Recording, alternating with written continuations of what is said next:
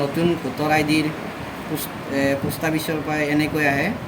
এইটো চাই লওক আপোনাৰ নতুন ভোটাৰ আইডি নতুনকৈ এপ্লাই কৰি এনেকৈ পোষ্টেলৰ ফালৰ পৰা আহে, পোষ্ট অফিচৰ পৰা। চাই লওক। এতিয়া আমি আনবক্সিং কৰিম।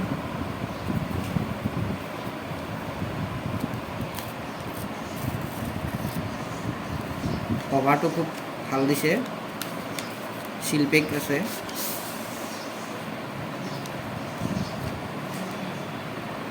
এই কাৰ্ডখন আমি লাহেকৈ ইয়াৰ পৰা গুচাই দিম।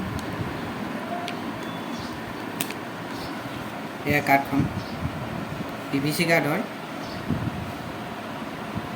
দুফালে প্ৰিণ্ট আছে, ষ্ট্ৰং আছে কাৰ্ডখন, কোৱালিটি বঢ়িয়া, গ্লচি হয়।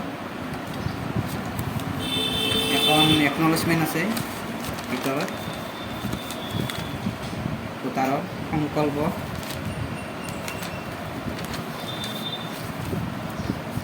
এনেকৈ আপোনালোকৰ নতুনকৈ যেতিয়া এপ্লাই কৰিব, আপোনাৰ 1 মাহমানৰ পিছত আপোনাৰ এনেকৈ আহি যাব পোষ্টেলৰ পৰা।